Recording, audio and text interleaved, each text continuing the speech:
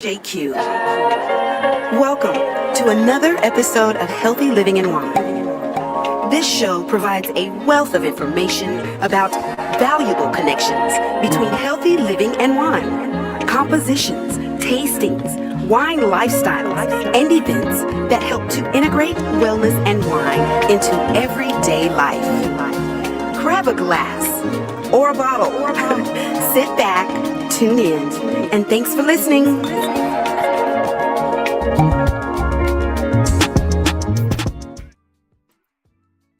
What's up, peeps? And welcome to another episode of Healthy Living and Wine. This podcast is where conversations meet connection, and every sip comes with a little bit of soul. Tonight, baby, we're uncorking a topic that hits home in so many ways: credit, clout, and character. You know, in our current climate and culture, your influence can open doors faster than integrity, and your image often overshadows intention. But tonight, we are going to slow things down a little bit to talk about what really holds weight. That's right. Whether it's a business, a relationship, or your reputation, right? We all have faced moments where we have to ask ourselves, what are we truly investing in, right? So before we get in real deep into this conversation, first of all, I'd like to thank our incredible sponsors for helping make this podcast and these conversations possible. Thank you to Cote de Femme Wine, Mocktails for Mama, and Culture Uncorked. Their support helps to keep balance, brilliance, and beauty in the living well. All right. Now, let's go over some housekeeping rules. If you're tuning in live, or if you're catching the replay, grab your glass, join the dialogue in the comments, and share. Listen, I want to hear from you. I want to know what you're thinking. And the first question I have for you, that's right, you guys that are tuning in, is what comes to mind when you hear credit, clout, and character? That's right. What comes to your mind immediately when you hear credit, clout, and character? All right. So I'm waiting for your comments. Drop them in, and thank you so much for tuning in. Now that we've got the tone set for the night, it is time for tonight's dynamic guest. Woo-hoo! Baby, the lineup of these voices, they embody influence, their integrity, and the insight in their own unique way. Each guest brings a perspective that challenges the way we define success and substance. This group of queens, baby, they're thinkers, creators, and community leaders who each bring a different kind of power to this conversation. So, baby, we are going to jump right in. Now, if you've watched this podcast before, or if you're new, titles only tell a part of the story. So what I like to do is let's get to know our guests a little better through a question. As you read their bios on screen, I'm going to ask them a question. And this question, it will give us a little glimpse into who they really are beyond their titles and their resumes. All right, so let's get into it. First up on the deck is my girl, Beverly. What's up, Beverly? How are you tonight? Hey, Shrin, how are you? Baby, I'm doing off the chain little mama, all right? So, Beverly, we can read your title. We know you're an amazing person. But for you, here's your question. We're going to get to know you by a little bit better. Okay. What is one value that you refuse to compromise on, no matter what room you're in? Oh, wow. Hands down, 10 toes down, without a doubt, integrity. Ooh. Without integrity, my word, my reputation, everything that I've built, not just my professional career, but my business on, none of that matters without integrity. Wow. Ooh. Popularity may get you in the door, but what you stand for and represent keeps you in the room. Ooh, Beverly, you already getting too deep. Wait a minute now. Hold up. Save Okay. all that depth for the conversation, baby. But I feel you on that word integrity, because that is one of my mantras right there, baby. Right. If I can just stay in the integrity, then everything else will work itself out. Well, you know what, Beverly? Thank you so much for joining the conversation, and I can't wait to dive in. Next up, honey baby boo boo. So I have a beautiful soul coming to the stage, and most of you may not know her, some of you may do, but let us welcome to the stage Miss Torian. Hey, Hi. girl. Hello. How are you tonight, Miss Torian? I'm so great to be here with you and all these lovely ladies. Oh my gosh. I know. Well, we can see your bio and your resume and all your titles, and it's all great.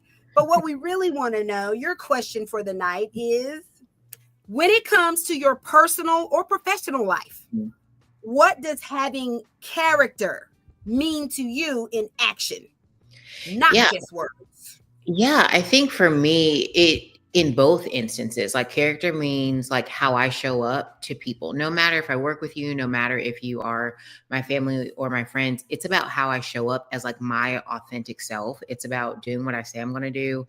It's about treating people with respect and just showing my values, no matter the situation, right? Like no matter if it's easier to do something different, I have to stick true to myself and I have to be authentic to myself. And it's also about just showing up for others, with empathy and with accountability as well, because I think that's hard sometimes. Wow. Woo, baby. See, I knew I picked the right people for this conversation tonight and for this topic, because those all align with everything that we're going to be talking about tonight. So I'm really excited to have you in the conversation. Welcome, baby. Welcome to the show. Next up, ladies and gentlemen, I got my girl Lakeisha. Lakeisha in the house, straight from the ATL, baby. Hello. Welcome to the show, Lakeisha. Former co-plant loving lady, right? As you can So, see. Miss Lakeisha, yes, we are surrounded by those plants, and I love it.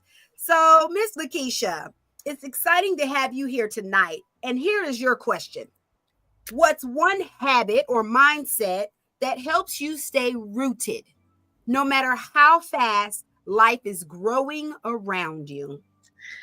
I'm gonna have to do two. So one is going to be trusting my faith, because without God, we are nowhere. And number two is slow mornings. Having a slow morning every single morning, it really sets the tone for my day, and it really, keeps me grounded. Ooh, both of those, both of them. Both Yeah. of them in real time, both of them. Thank you so much for your contributions and welcome to the show. Okay. Okay. Next up, hey, Liz. What's up, baby girl? Hi. How are you tonight? Always tired, but Girl, I'm being a good mom, today. I'm that'll do living. it to you. So, Liz, we can see your bio. We can see everything that's happening with you. And being a new mommy is really just, whoa. I don't even see how you're doing all the things you do plus that. But the one question we'll get to know you by is, in your world, what do you think people value more right now? Credibility or visibility? I think what other people value is probably visibility, because if they can't see you, they can't care about you. But what I care about personally is credibility, just being who you are, and your integrity. The right people will care about you and will help you. Oh, yeah, girl, because you know what? Credibility is not your credit score. Right? It's not your credit score. And some people try to say they're the same thing, but I believe they're not. Thank you so much for your contribution and welcome to the show. What's up, Laura? How you doing tonight, friend? Woo! Okay, here I am. I'm doing so good. Thank you, JQue. Great to see you and nice to meet everyone here. Yes, honey. So, Laura, you know what? You're the woman. You're like me. You do all the things, and I love it. Right? But for you, this question is like really going to take us to the next level because with so many of your journey built on visibility and influence, what have you learned about maintaining your credibility without losing your core values in the process? Oh, that is an excellent question. And I'm going to say, as I've evolved along my businesses, from going from professional athlete into trainer, into leadership, I've always keep learning. I have to keep learning new topics that keep me in the forefront. And that gives me that credibility so I can influence others to make healthy choices. So keep learning. I surround myself with a mastermind of people that I can learn from. And I also have time that I mentor people. So surrounding myself in different communities so I can raise myself up and I can raise others up. And lastly, I will say, I like to lead by example. I'm not going to ask somebody to do something that I'm not already doing. Like I have my dailies that I do every single day, and simple things like eating well, whole foods, drinking water, having my peptides, breath work, prayer, laugh, and sharing smiles every single day. Oh my God, girl, all the things, like I said, all the things, right? And it takes all that sometimes just to maintain. Trust me, I know, right? I know. Well, welcome to the show, Laura. We are so glad to have you, okay? And last but not least, my beautiful, soulful friend, Sammy. What's up, Sammy? How are you tonight, honey? Hey, I'm doing good. How are you? I am super dope awesome. I really wanted to have you come on and sing a few notes for us, but my producer said, no, JQue, do not make her sing tonight. So instead of making you sing tonight, I'm going to ask you a question and then we can get to know you from that. And if you decide to answer in a, note or two, he can't be mad at me. So your question is, how do you keep your identity intact when the world around you is consistently defining success by your clout? That's so good because I think a lot of people don't really put thought into this right here because how the world is today. But honestly, I keep my identity intact by remembering who I was when nobody was watching. So just staying true to myself and like someone mentioned before, integrity, because I feel like clout it changes all the time. It's just your 15 minutes of fame, and I feel like that's not sustainable, but your character is.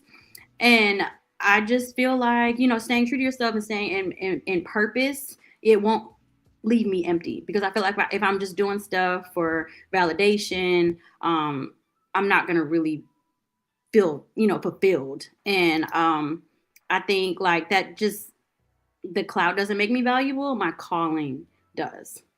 So. Ooh. My calling makes me, oh my God. See, all of you guys are the perfect match for exactly what we are going to be talking about tonight. So welcome. Now that we've gotten a little bit of a glimpse into how each of you incredible women think and how you move, let's get into the conversation, okay? So we're going to start with the foundation. And this foundation is what really gets tested. And it's our credit, right? When we think about credit, first of all, it is not just a 3-digit number that, kind of describes our interest rate or our loan approval, right? It's what decides how we get loans, how we get money. But tonight, it's also about your credibility, right? The invisible currency that determines whether people trust you, whether they're going to hire you, or whether they even believe in your vision. Now, here's one thing when I was researching this topic that really shocked me. According to Experian, A survey said 62% of adults said their credit score directly affected how confident they felt about their financial future, right? That's cool. Your credit score and your money, they kind of go together. But let's talk a little deeper than that. Let's talk about the real life credit. That means your reputation you've built, how you rely on your name. And when it comes up in the room, you're not in.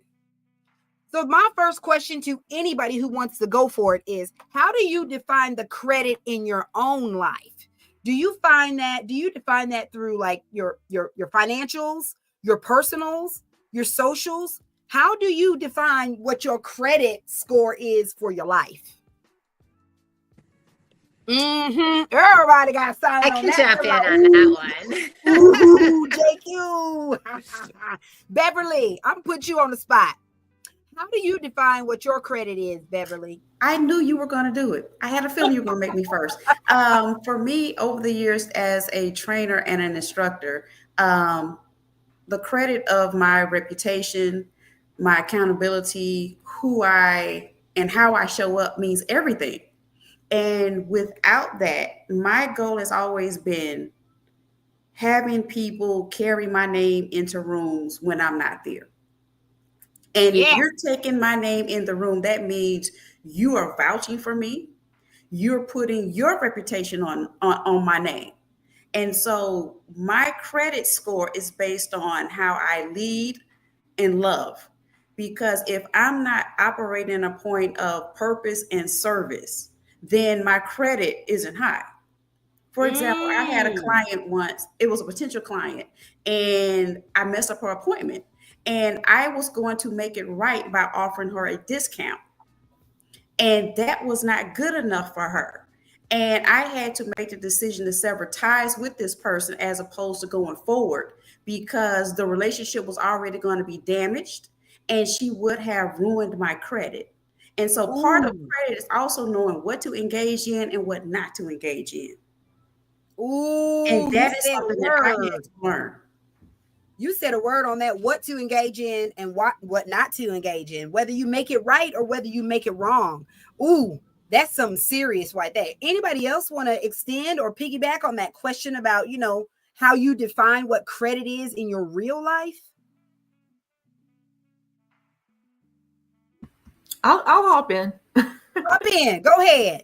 So when I think professionally, I think about, kind of the same way you're talking about with your credit score is, how are you setting yourself up for success in the future? And what does that look like for you? So in your career, these different things that you're doing along the way to get where you want to be. But when I think about success in my life, what do I want in my life? It's about love. So how much love do I have in my life, and building upon that and being able to give that love back. That's good, because when we, like you said, when we think about what we determine as credibility or what we would determine as our credit, it's a shame that those type of characteristics can't be cashed in for cash flow, because they're so much more valuable than the national treasury or a dollar amount or any measurement that we can put on something, especially when it comes to its value and its worth, right? Credit has a number score, but those types of characteristics that make us credible don't have a number. Just like Beverly said, I believe that, our credibility comes in when people try to measure us based on what they see or what they don't see, what they hear or what they don't hear, and more importantly, how we respond to something.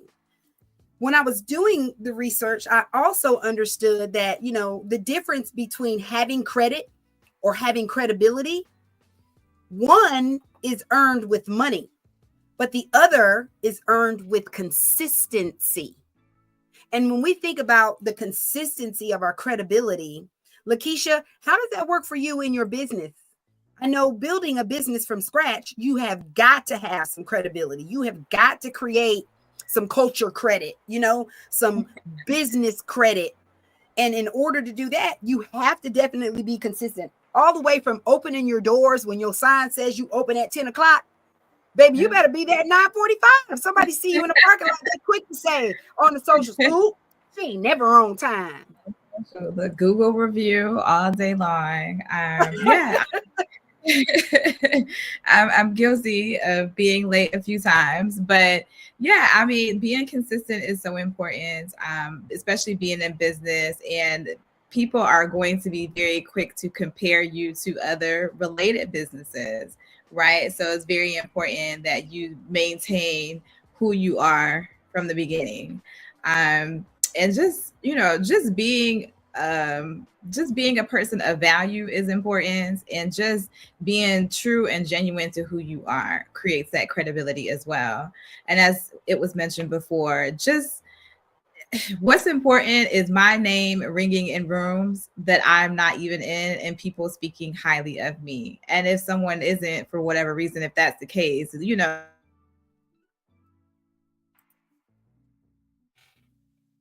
Lakeisha, you still there? She may have gone out. What she was saying was very valuable, though. Your name in rooms or in places where people may not know you. And that's very valuable, because when we think about influence, access, or opportunity, we often hear it's not what you know, but it's who you know. And maybe it's more than that. Maybe it's who knows you and what they know about you to be true. Laura, that is big in the wellness industry, because it is a lot of word of mouth. It's hardly a way for us to measure, if this person got well and that person got well, because everybody's results and everybody's measurements are driven so differently. Absolutely. There's no two bodies that are the same, so we can't do the exact same protocol for every person, but there are a lot of similarities that we can do. And along that journey, there's a quote that I wanted to share, but I'll come back to it. Our credibility really makes the difference here. Oh, he said he got something to say. We'll come back to you, Laura. We'll come back. Okay. Guys, I really think that the credibility thing is like a major thing, because according to the Federal Reserve, over 35% of Americans have credit scores below 670. Now, in this day and age, 670 is nothing, because we're trying to reach credit scores of 800 these days just for us to even get into the bank. You feel me? But studies also show that our social capital, like relationships and trust, have even greater impact on long-term career goals and financial success. So when we think about that in terms of our reality, how do we balance being financially incredible, uncredible, with managing our own personal integrity? Because sometimes people won't even look past your credit score to see who you are. Zammy? That's good. I go back to just like the character and integrity, and I feel like that has helped me so much in so many different areas of what I do. And like speaking on people, speaking of your name in different rooms, and you're not even in there. And I feel like it's the impact that you have on people, like the love, like how you make them feel, the value you bring. And I feel like that is very, very credible when you're building like personal relationships, just working relationships, networking, and just also, and I guess in our field, the professionalism, like, consistency, things like that. I feel like they speak way, way more than anything. Yeah, I And they think so go too. far. Yeah, I think so too, because like you said, there have been places where I got into some place because somebody spoke my name. I didn't have it on my resume. They didn't even know me. I wouldn't have even been considered for the Right. position or the product or, the project if someone who was credible had not said my name. If Right. someone who did not have the credit score that I didn't have didn't vouch for me, right? Mhm. In today's culture, baby, it is definitely not about who you know. It's about who knows you and is able to vouch for your credibility. Yes. Torian, I know being the community that you work in and having to work with so many different types of people, especially at the management level that you are in Huntsville, you have to deal with this credibility thing quite often. All the time.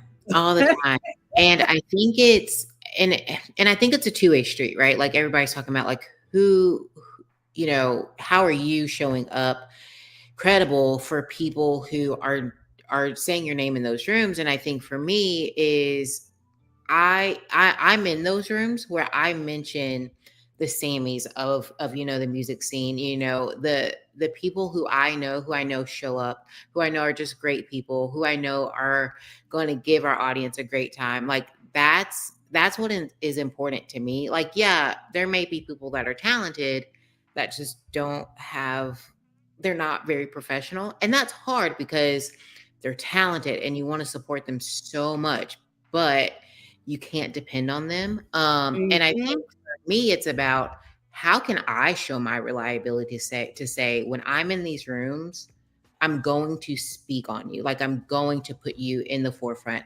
Like how do I get you to trust me to say your name in those rooms? And so I think that's super important as well. Yeah, I think so too. And now that you've mentioned the next generation and things, anybody can chime in on this. You know, how do we teach the next generation to prioritize integrity? That is something, even current climate of our youth, they're lacking integrity. Everything is about social media, who likes them and what we can get. Social media, who likes them and what we can get. Use your social media. If I got 50 million followers, they feel like they're entitled to get whatever they want to get, whether they have integrity or not. I feel like there's got to be a way for us to teach the next generation to prioritize integrity when the world right now, they're rewarding them based on image. Yeah, I know. It puzzled me too when I asked that question. But Beverly, chime in, baby, because baby, we need the answer to this question. That's something that I struggle with because we're in a time where we reward bad behavior. That the worse behavior you exhibit, the more off the rails you become, the more viral you become. We reward that with our clicks, with our algorithms, with our likes, with our subscriptions. So it's hard to deprogram somebody to say you have to live your life a certain way when I'm rewarding your bad behavior. So it's almost where we're going to have to we're going to have to stop rewarding bad behavior. We're going to have to stop putting it on the forefront and get back to the fundamentals of integrity. Yeah, I think the same thing. Does anybody else have anything else they want to chime in on that? Because our generation, they need it. Laura? Yeah, I'll chime in on that. I had an experience with my teenage son. We had just gone into a store and found some clothes. We were getting ready to pay for it. The cash register is looking down the whole time. And I said, "Oh, hi, how are you?" "Oh, hi, how are you?" She still didn't look up and acknowledge that I'd even said anything to her. I set the clothes on the counter. And I'll tell you what, if I didn't have to get those and I had more time that day to go to a different store, I would have. But I continued there because I had to buy that. And the fact that she never looked up to acknowledge our presence and then mumbled something that I still couldn't hear. And I had to ask her to repeat it a couple times. And I'm trying to be polite with her and give that eye contact and look at her, even though she was looking down. It was shocking to me. And then as we walked out of the store, I was talking to my son. This was a teaching moment, saying, "So how did you feel about how she responded when we were at the register there?" I said, did you get that warm feeling like we were, engaging and having this conversation? He's like, "Nope." I said, "Yeah, it was wild how the eye contact is so important. A lot of times younger people forget that they have to have that eye contact and look at somebody and acknowledge somebody and be present in front of others." And that's getting that, even if it's a short relation, it's a transaction, but being there, that person was a representative of the store. And man, that store got a sale, unfortunately. And just like Beverly was talking about, we're rewarding it. And while I didn't want to, I was short on time, I had to. So it is an amazing moment that happened, but I tried to use that as a teaching point of what not to do in the future, and how could we do better? How can we look? How can we articulate? How can we ask a question and then respond? Yeah. Tania, who is one of our fans and one of our subscribers on Healthy Living One, she says the same thing. You know, she says these days, great customer service is fading. It is fading tremendously. And that's because, again, this new generation, they don't understand the importance of integrity or credibility for that matter. So, ladies, listen, that was a good solid start, but we got to move into the next topic, because if not, we will not get anywhere. So, before we talk about clout or character, we've got to understand that our foundation, how we value what's earned versus what is seen. So, if you've got your glasses ready, everybody pick your glasses up, because I need to take a drink on that one. Cheers, toast up, and let's take a drink now. Baby, I'm drinking Cote de Femme tonight. It's a rosé, and we like to rosé all day because I'm that person who definitely lives extra. We've talked about credit, right? We've talked about what's earned, what's built, what lasts. But now let's talk about the word clout. Clout. When I looked it up, I was astonished by like how just loosely we use clout. Clout is that kind of currency that it doesn't always come with substance. It's the image, the influence, it's the numbers. In a digital world, sometimes it even decides who gets heard. Social platforms, man, they have turned perception into profit. We got influencers and content creators everywhere making money off of clout. Well, Pew Research recently said that half of U.S. adults is the age of 21 or over. They didn't even do the census on those that are 21 and under, because right now, those are the ones that are running the economy through TikTok.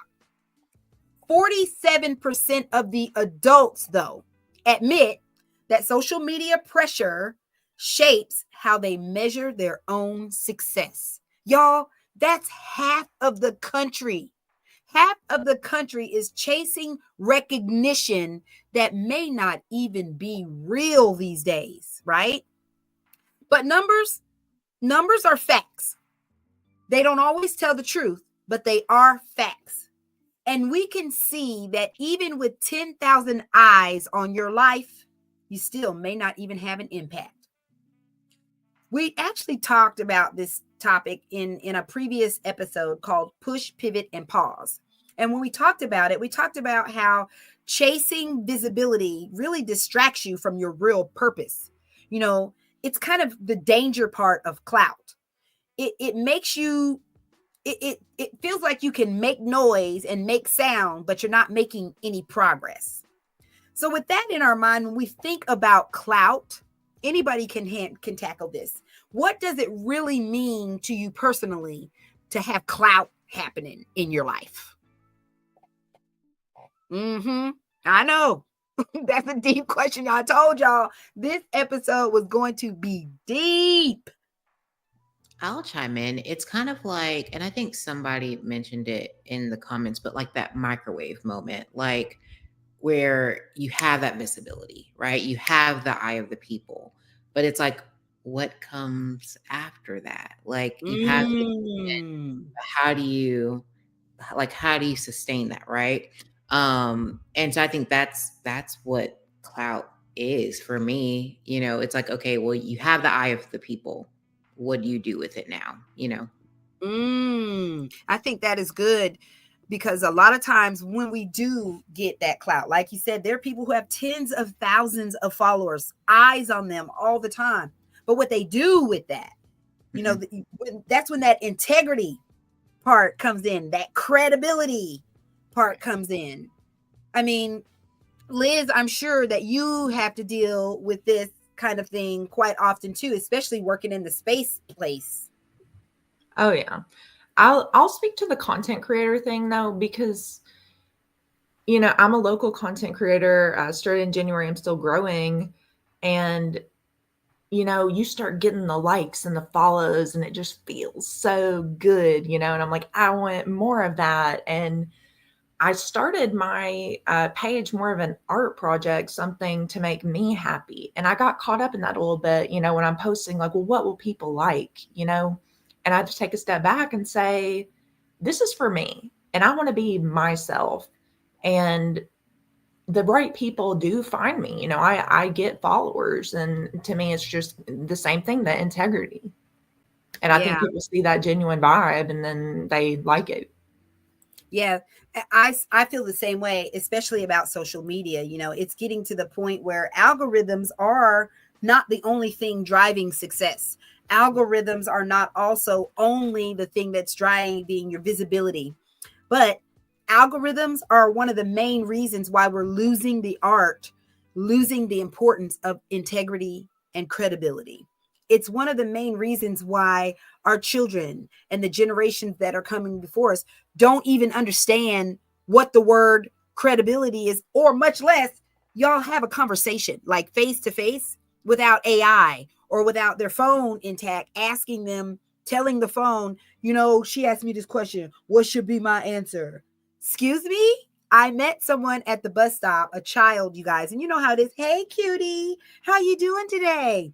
Literally, this child put out her phone, opened up her AI app, and I don't know if it was JQue or not. And she said, this lady was talking to me. How should I answer? You're kidding me, right? No.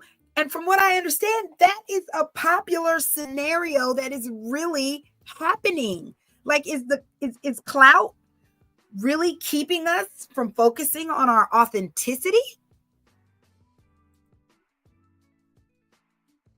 Silence in here. Nobody has a response for that. Everybody on here has children. I think Beverly's the only one who doesn't have kids. I could chime in. Let's chime in. So I don't think it's Clout that's teaching these kids not to think for themselves, but I do think it's 1000% social media, because they are following their favorite influencer, and they're relying on their favorite influencer who has the clout to tell them how they should think. And, a lot of influencers create these worlds that are just not attainable for normal people. And although they are normal people, but they create these visions and personas, and in the younger generation, they already don't know how to think for themselves, that they have to ask ChatGPT. So they see these lifestyles, they see these creations that these influencers are creating, and they want to attain that. And they feel like, oh, well, if so-and-so is not doing that, then I shouldn't do it either. Or so-and-so is doing this, I should do it this way. You can look at trends and see how quickly they happen. The different dancing trends, or the different like food places to eat. As soon as it catches on, everybody's doing it. It's like no one knows how to think for themselves anymore. It's crazy. One of the research tools that I use said that the Harvard Business Review found that genuine engagement drives 4 times more loyalty than viral visibility. However, viral visibility is what drives us to even have engagement, meaning we're losing the art of genuinely engaging in people. In other words, connection is definitely going to beat clout every single time. But where are we teaching connection? How are we even teaching our generations to talk to people, much less engage face to face? You can't go anywhere where a cell phone is not involved. I went to a concert in Vegas, and they have you put your cell phones in this pouch, and it's locked, and you cannot get it open like during the concert, right? Do you know how many people turned around at the door? They had already purchased a ticket, but they turned around at the door because they were so frustrated and so mad that they were not going to be able to engage with their phone. And I'm not talking just the pictures and the video part.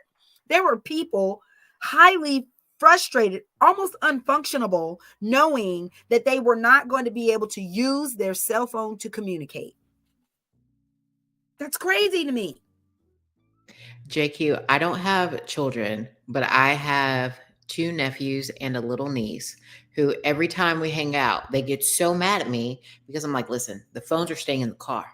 Wow. We're not using them. Every auntie time is phone free time. I'm so sorry. Like I cannot talk to you and you're just on your phone. It will drive me crazy. And so I think like for me and my sister, who is their mom, that's how we really just cut it out, because it's like they would be on their phones the whole time that we're talking to them. And I'm like, I can't do that. Like, you're going to drive me crazy. So when we go into the store, they talk to people, like, but it's just building that genuine engagement and communication with people. And just when somebody's talking to you, look up at them, smile, like ask them how their day is going. So that's my one little contribution to my nephews and my niece about just building genuine engagement, because you never know where it will lead, for sure. Never know where it will lead. You know, audience, I know you guys are there and you're tuning in, and thank you so much. But I have a question for you. If you have ever felt the pressure to show up online just to stay relevant, drop a thumbs up in the chat, because that is the kind of real burnout. And I know some of you ladies have definitely experienced burnout, especially from having to be on socials. We all have businesses, and business nowadays requires social media. You know, you cannot get past it. And you almost have to live on there, you know, just to get a plant seen, or to get someone to come to your wellness class, or, you know, check out your webinar, or show up at a show and watch you sing. You feel me? It takes engagement and being on social media.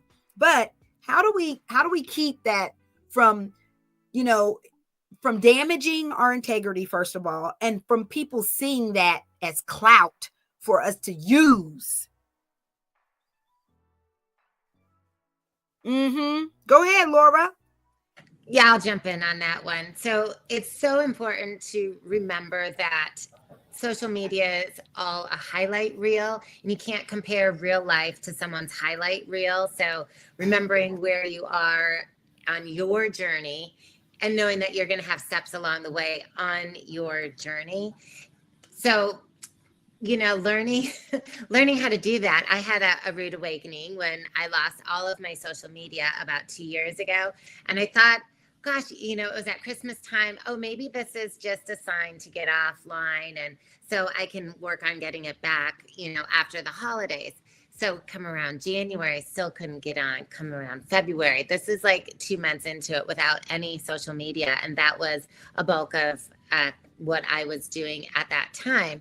Now, I did take that as a sign to make sure that I have my website updated and to get moving forward with that, because losing all of my Instagram, all of my Facebook was a shock, more so that I have worked so many years to build it up, and now it was just taken away from me just like that in an instant.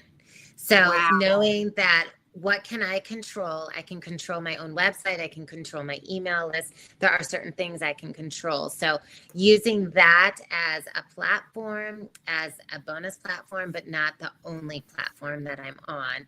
And then remembering to say, not use that comparison, because it's someone's highlight reel. That's their feature of what they're sharing. It's not every day. It's not behind the scenes. It's not all the build up to this beautiful video.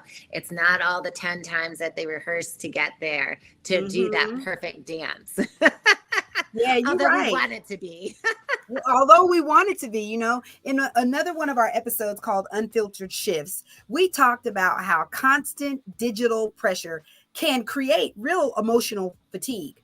But, you know, sometimes we think burnout is all about overworking.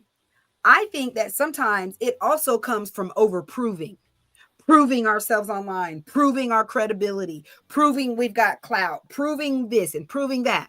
Well, a study from the University of Pennsylvania showed that reducing your social media use to even just 30 minutes a day improved our mood.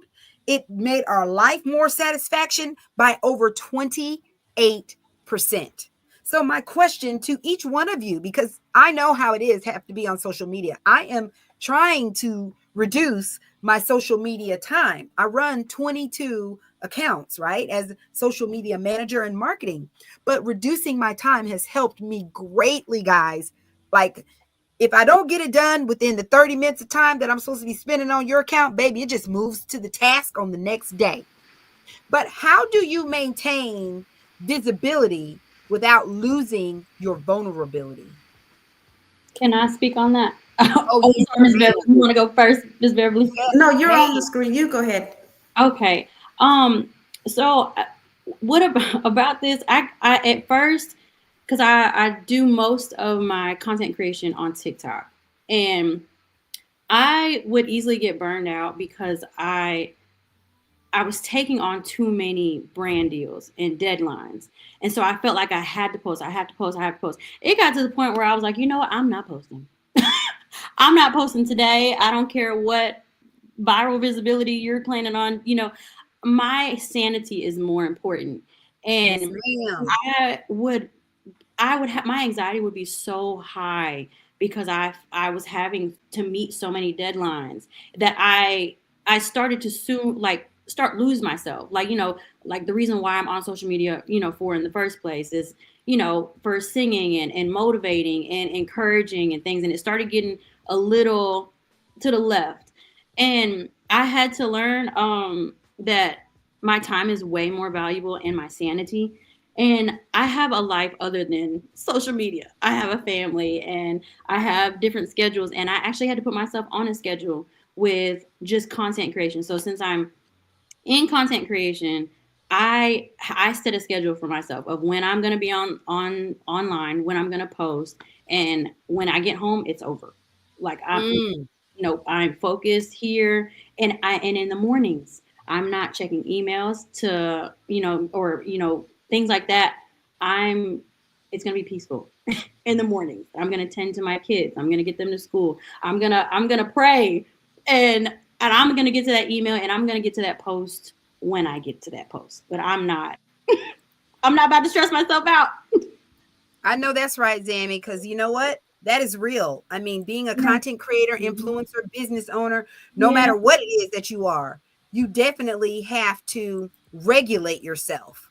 I feel like this is kind of where it gets real, because the cost of the clout or the cost of the credibility that we have isn't just our peace, it's also our identity. Mhm. So, how do we show up online without sacrificing the parts of ourselves that we still need to have private? I know I struggle with that. It's like, how much of me do they get in real time? Because if the more we dive into allowing people into us, that's really where that separation of clout, vulnerability, kind of like start to get closer and closer together. You know what I'm saying? It's like, ooh, how do we separate that? How do we do that in order to make sure that we don't have to worry about that? Anybody want to dive in on that? Beverly? I will say it's a thin line, because we all want to show up as our full selves. We want to give you our best to show you that I'm just like you. However, I have to make sure that there's Beverly K. Johnson, and then there's Beverly, the daughter, the aunt, the friend, the sister, what have you. I have to keep something to myself. And so you are getting a version of me. You're getting my full self. However, there are some things I need to keep to myself. I need to keep the vulnerable moments, the bad days. There are certain things that translate into my content that you see. But those really vulnerable days, like, you're never going to see me crying on social media. You're never going to see me crashing out on a post on social media. Now, those things that I'm enduring, the squad will know about, but it will show up reflective on my social media as a lesson learned. Yeah. Not Ooh, so that's much as what I'm going through in that moment, but this is what happened to me. And this is what I learned from it. And I'm choosing to give myself grace and forgive myself and others for the situation that I ended up in. Now, behind the scenes, the squad got the whole story. They got it all. Forward facing, but like, y'all, I had a really bad day. And let me tell you what happened. And this is what I learned. But I'm not taking away from it. Yeah, I totally understand that. And I really like what Tania said here. You know, when you think about what you need, we all have to set boundaries. And if we don't set boundaries, that is when we begin to cross that line of allowing too much vulnerability or not enough vulnerability, and the clout kind of goes in, you know, the clout. And then we begin to, you know, skew our credibility and our integrity because we're looking for the likes. We want people to see. You know, we're looking for that attention instead of being intentional about the content that we're putting out. Anybody else got anything they want to add to that question, or how we're showing up online without sacrificing everything we have? Go ahead, Miss Lakeisha. So I'm going to say shame just does not exist anymore, which is why people don't have the boundaries, right? You know, now it's so trendy to create chaos and follow the most dramatic stories and all of the toxicity, which is why people really are as open and vulnerable as they are, because we love a good toxic situation, or we love a good, main character story. But I agree, creating those boundaries. And for me, as far as being a business, I am the face of my business. So I am across all of my social media. But I know that it's very important that I keep it strictly business. And I know there are some days where I just want to tell everybody, you know, what happened to me or what dramatic story I had, but I can't. So you got to keep that in the group chat. So I feel like if you have a place to vent that to with people who actually genuinely care about you, you're not going to feel the need to share it on social media with a bunch of strangers. Yeah, I feel like that is very important myself, you know, having a place or a space where you can be vulnerable. But, you know, Joy, who's one of our online listeners and one of our viewers, makes a very valid point. She says, you know, the ability to be vulnerable online also helps us connect, you know, and we must also divulge vulnerable parts of our lives in order to connect. What are your thoughts and your feelings on that? I feel like we do have to have boundaries on how much vulnerable things that we are giving online. But do you guys feel like that it does take vulnerability for us to even connect? Laura, go ahead.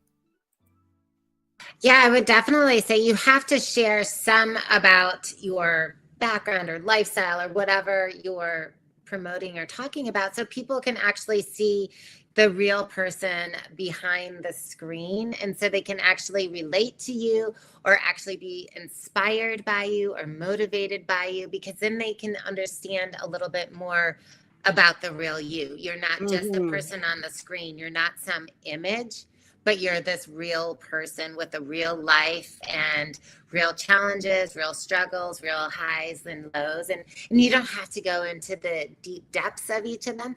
But if you can share, like, yeah, I don't want to work out today, but I did it anyway. And, you know, kind of going into not everything is a highlight. And how did you get through that? What did you do to get to the other side? Because that can also be inspiring without being a spectacle. Oh, yes. You know, without being dramatic on it. I still think that there are ways that you can make an impact without being comical or dramatic or over the top. I think there's a subtle way that we can still really have that positive influence on others. You know, that's a great segue into our last topic, which is significance over the spotlight. In one of our previous episodes, Sip, Reflect, and Redefine, we talked about separating your validation from your value. And that was a perfect reminder that clout might actually open doors for you, right? But it's your character. The character of who you are is what helps keep you invited. The Harvard study showed that authentic influence built on credibility and vulnerability creates longer term opportunities than attention built on trends. So my question for your character part of that is, how do you personally define the difference between seen and being significant. Because right now in the digital world, significant is out the door. It's all about being seen. Everything we do, you got to be seen. You got to be seen. Somebody's got to know you. You got to be aware. Somebody's got to know who you are. You know, we got to be like the McDonald's out here, the double M's. You know, we got to be seen everywhere just for two people to know who we are. Anybody? Liz? All right, I'll jump in here and try to put all my thoughts I've been having this whole time. So on my social media, on my pinned post is my about me. And on there, I even put vulnerable moment. You know, I struggle with ADHD. I've had issues with substance abuse. I have mental health issues. And I'm not trying to overshare, but in that moment, I'm trying to say, hey, you know, maybe you can see yourself in me, and maybe we're battling the same kind of things. And like, I've been there, and maybe I can be a light for you, or you can relate to me. So I think that goes back to having those more loyal followers. You know, my followers are not going up and down. Like, I think the people with me are riding for me because I give that vulnerability to them, and they kind of feel like they know who the real me is. Wow, that is good, because that speaks to your character. You know, that really speaks to the character is like our steady heartbeat underneath it all. It's not tested, it's not what we always post, but it's really what we practice in real life. It's who we are when the show is no longer on, when the microphones are not on. It's who we are and what we do when everything fades away. You know, there's an old saying that says, your name will travel places your feet will not ever go. And that's what your character does. It speaks about you before you even enter the room. The Better Business Bureau actually did a survey this year in 2025, and it said that nearly 80% of the people prefer to support brands and leaders who describe themselves as trustworthy rather than influential. Now, what this says is that we are hungry as a human being, as a culture.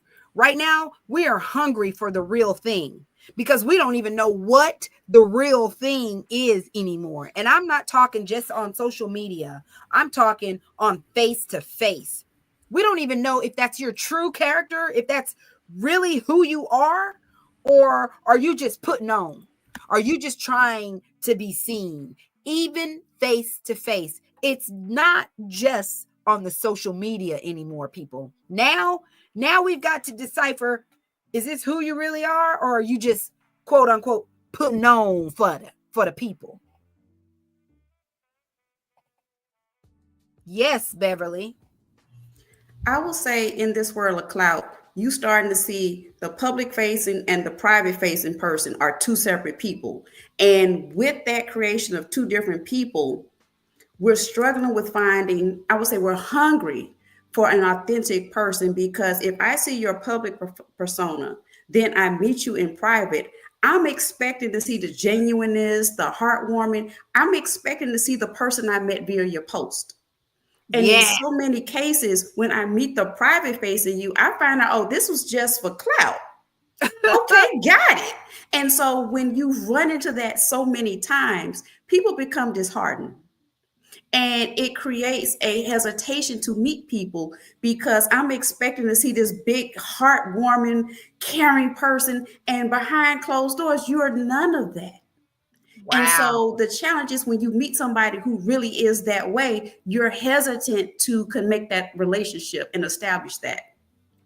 That is so true. I mean, in real time. I mean, here's a question for everybody.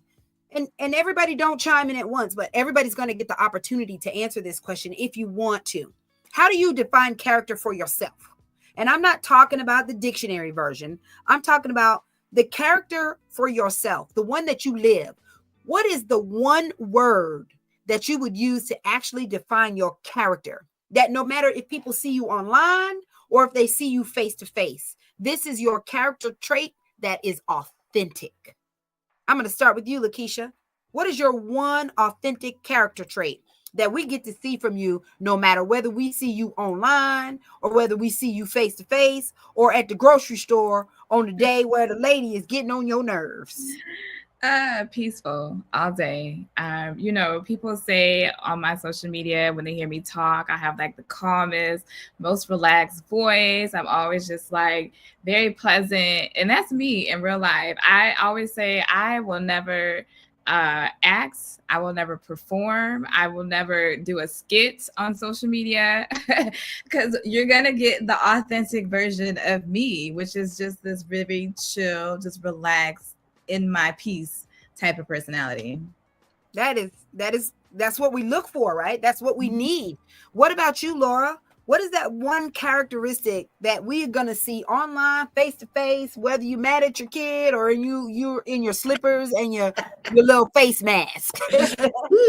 I would say a joyful, inspiring woman. That's how I always am. So you'll see that whether we're here on our podcast talking live or if we're on the phone in our jams talking the same way. So you know that.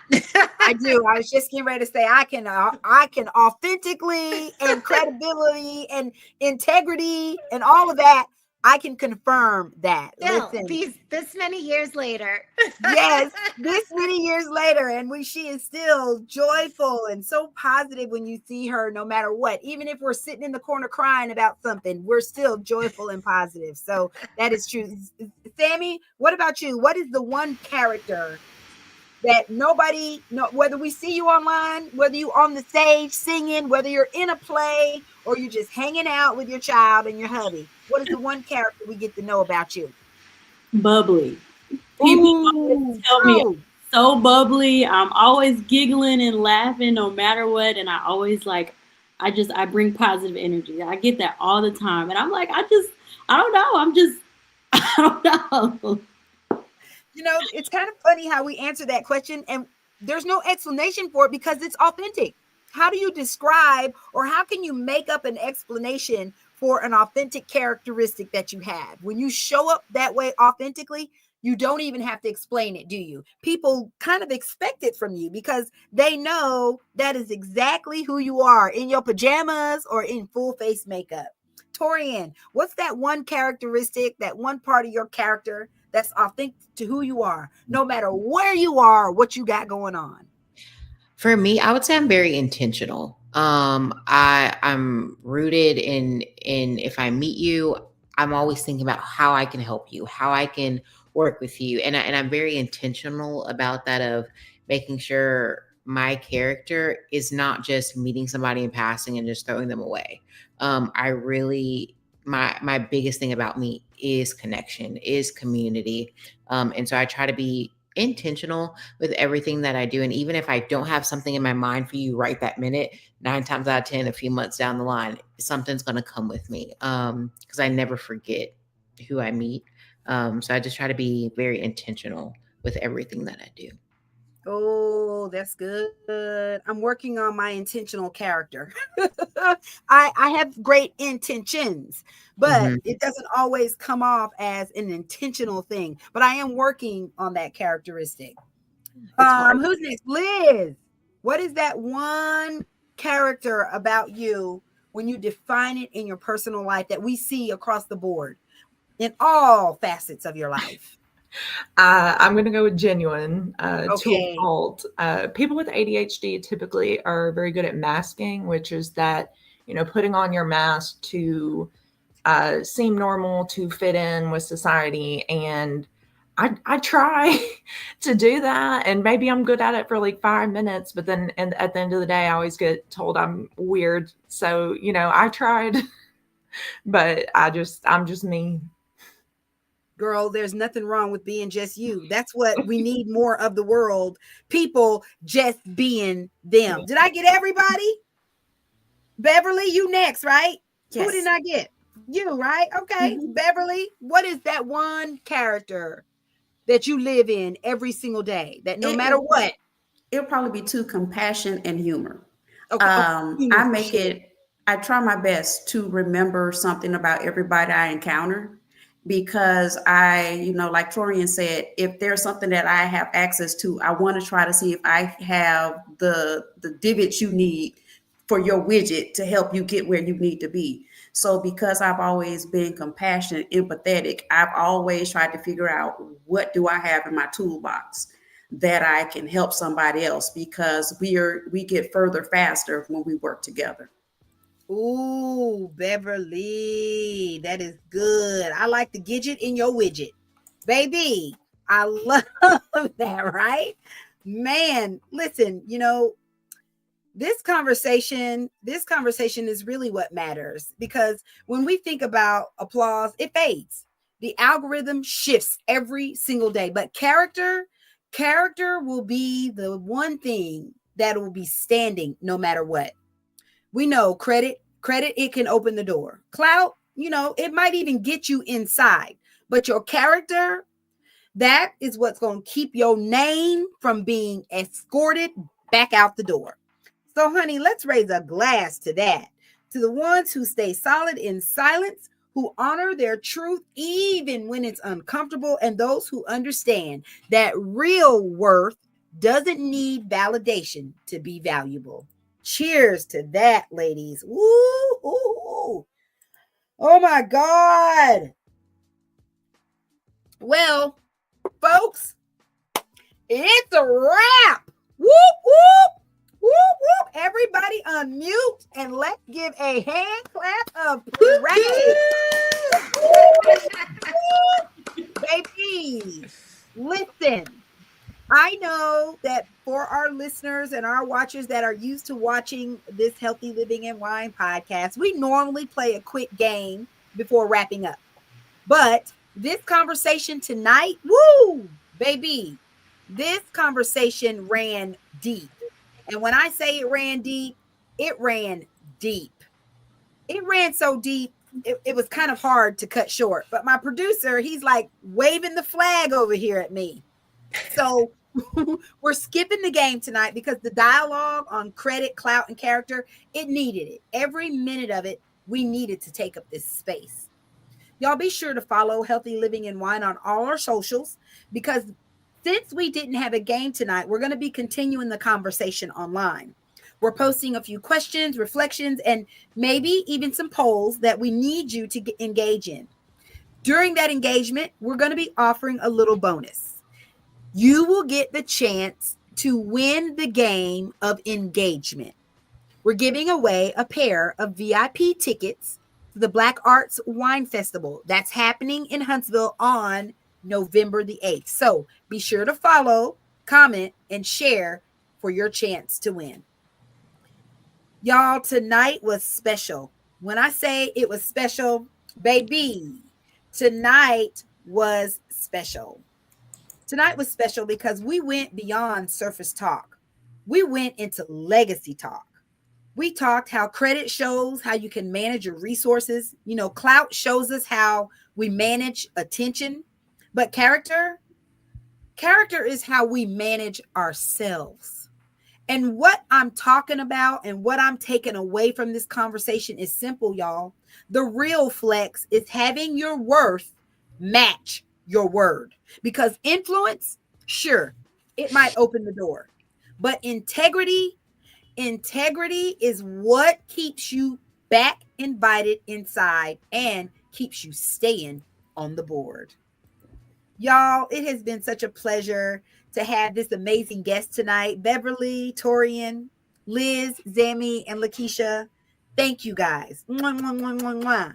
Thank you so much for showing up fully, giving us your perspective, your laughter, and most importantly, your truth. To every one of you guys that's tuned in tonight, thank you so much for being a part of the conversation.